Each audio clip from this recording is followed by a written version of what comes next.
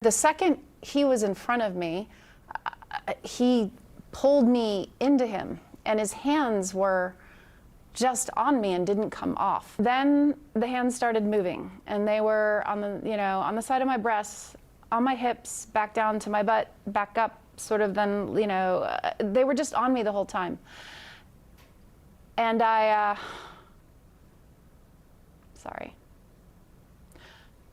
froze. What you just heard was recorded in a live CNN interview. The woman speaking is Stacey Williams, a former Sports Illustrated swimsuit model and the ex-girlfriend of convicted sex offender Jeffrey Epstein. And what she's describing allegedly happened inside Trump Tower in broad daylight in 1993. Pause. For over a year, her account circulated in the media. Trump denied it. His team called it political. The story seemed to fade, but here's what just changed everything. Surprised. On March 5, 2026, the Department of Justice quietly released 3 FBI interview documents, FBI 302 memos, that had been withheld from the public Epstein files database. Those documents contain detailed notes from 2019 federal interviews directly related to sexual assault allegations involving President Donald Trump. An NPR investigation had already revealed the DOJ had been sitting on these pages, and now, under intense bipartisan pressure from Congress, they have been forced to publish them. The defense is collapsing. The files are out. And Stacey Williams is speaking again. Stay with us, because this story is bigger than most people realize, and we are going to walk through every single piece of it, step by step. Let's start from the beginning, because context matters enormously here. Stacey Williams is not a random accuser. She is a professional model who appeared multiple times in the Sports Illustrated swimsuit edition during the early 1990s, one of the most prestigious platforms in American modeling at the time. She had a career, a public profile, and a reputation to protect. She is not someone who came forward with nothing to lose. In the early 1990s, Stacey briefly dated Jeffrey Epstein for approximately 4 to 5 months. During that time, she says, one name came up constantly, repeatedly. In nearly every conversation she had with Epstein, whether in person or over the phone, that name was Donald Trump. According to Stacey, Epstein did not merely mention Trump as a casual acquaintance. He spoke about him the way someone speaks about a best friend, sharing anecdotes, referencing inside knowledge, describing Trump as someone he was deeply connected to. She has described Epstein's relationship with Trump as one where Trump was, in her words, his bro, his wingman.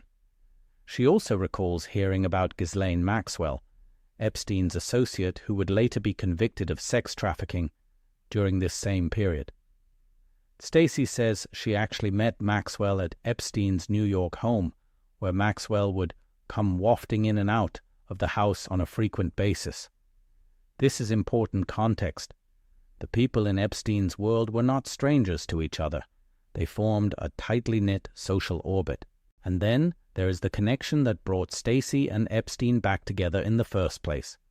She says that in December 1992, she reconnected with Epstein, not by coincidence, but at a Christmas party, specifically a party at the Plaza Hotel thrown by Donald Trump.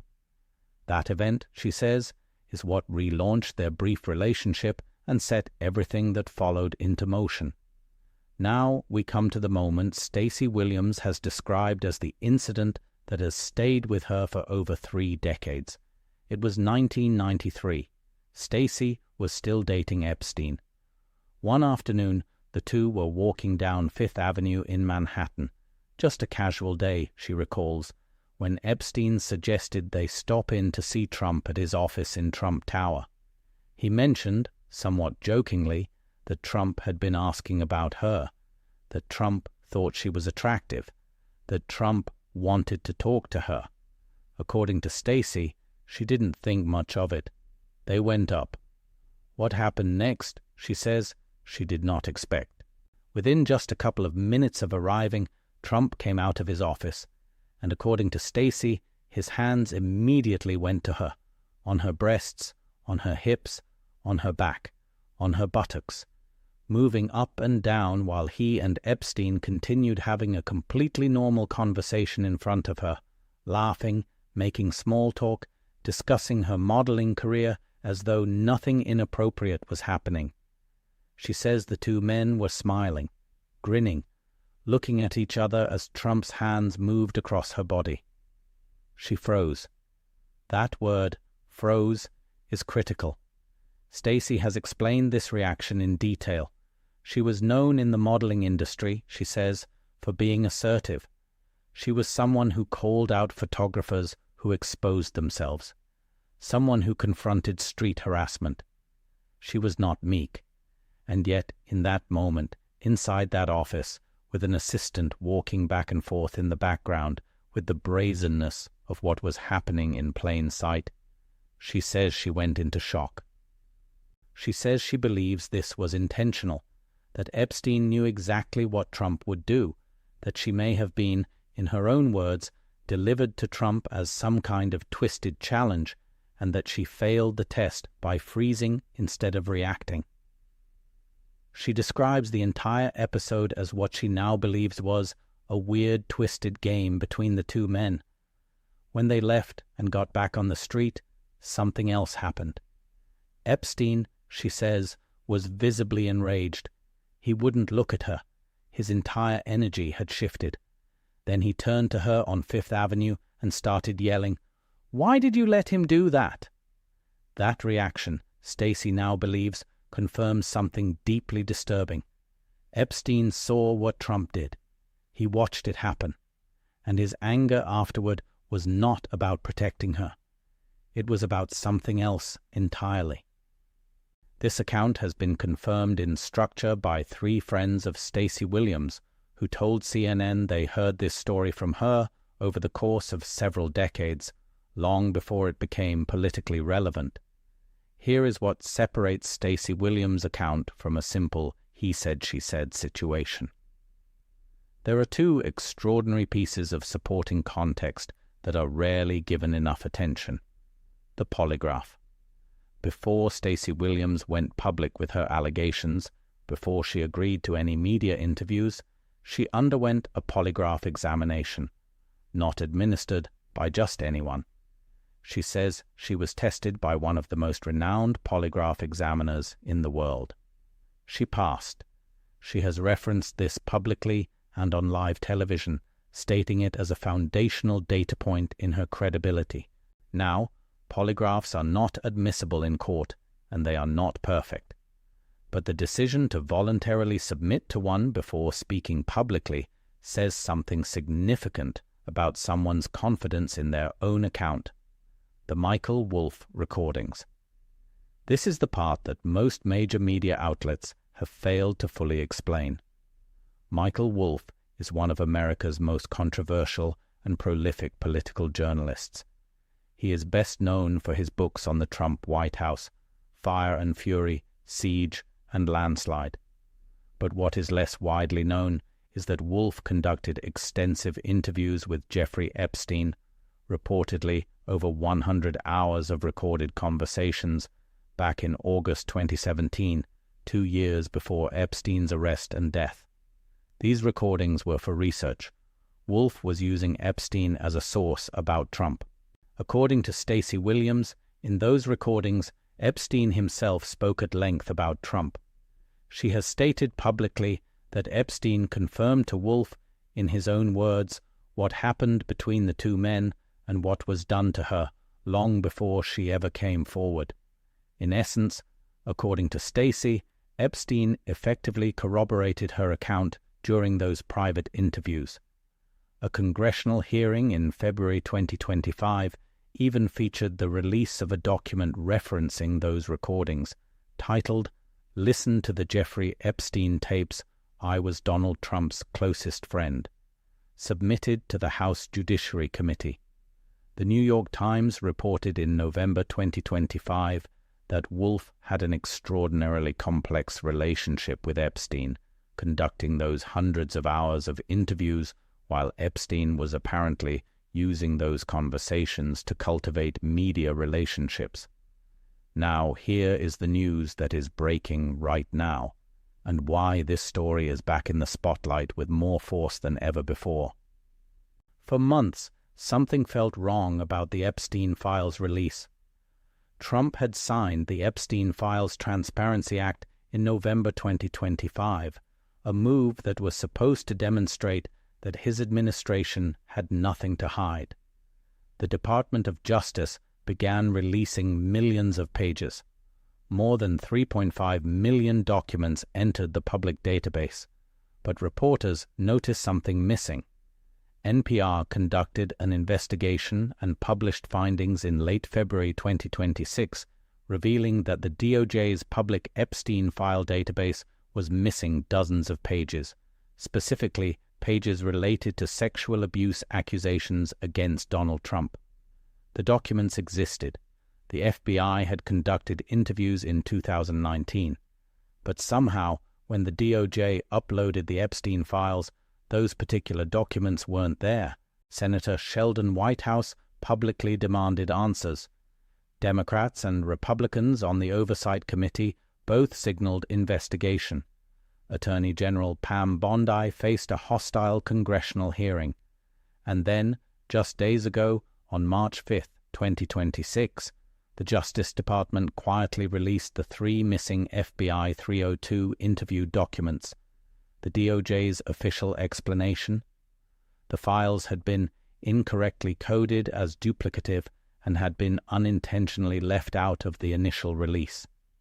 Critics and legal experts were immediately skeptical. These were not random background files. These were FBI interviews directly connected to a woman who made detailed sexual assault allegations against the sitting President of the United States, and they just happened to get accidentally misfiled? What do the files actually say? The FBI 302 memos contain detailed notes from interviews conducted in 2019 with a woman who made detailed allegations of sexual assault against Trump connected to the Epstein network. The White House has responded by saying Trump has been totally exonerated by the release, a claim that legal experts note is factually misleading since the documents contain unverified allegations, not any form of judicial finding. Donald Trump has denied Stacey Williams' allegations at every opportunity. Through his campaign, he called her account, and I'm quoting directly here, a fake story contrived by Kamala Harris's campaign. His White House has issued statements calling the claims false and insisting the Epstein file releases have cleared him. But there are several things about that denial that deserve scrutiny. First, the timing claim. Trump's team dismissed Stacey Williams' account as a 2024 election season political fabrication. But Stacey Williams' own friends told CNN they had heard this story from her for decades, long before any election, long before Trump was a political figure in her life in any meaningful way. 3 independent witnesses corroborated to CNN that she had told them about this incident over the years. Second, Trump is not simply denying the Stacey Williams account. He is actively litigating to suppress related reporting. In a striking move, Trump filed a defamation lawsuit against the Wall Street Journal over an article about a 2003 birthday message allegedly containing Trump's name inside a book created for Jeffrey Epstein. The illustration reportedly depicted a nude woman. Trump has called that report completely fabricated. Third, when CNN's Caitlin Collins asked Trump directly at the White House just weeks ago about concerns raised by Epstein survivors regarding the handling of the files, Trump declined to answer. He simply walked away from the question. Here is what I want you to understand about why this story matters beyond the politics, beyond the headlines, beyond the partisan noise. Jeffrey Epstein spent decades moving through the highest levels of American power. He was not simply a wealthy financier with bad habits. He was, According to court-established facts and the testimony of dozens of survivors, the architect of a systematic sexual abuse network that exploited vulnerable young women and girls. And that involved powerful men who have still not been fully held to account. The release of the Epstein files, 3.5 million pages, has given the public an unprecedented window into how this network operated, who was connected to it, and how federal law enforcement handled the investigation. The revelation that certain documents naming Trump were withheld from the initial release raises serious questions that go beyond any one political figure. Are these investigations being conducted with independence, or are they being managed to protect those in power? Stacey Williams made a decision that took extraordinary courage.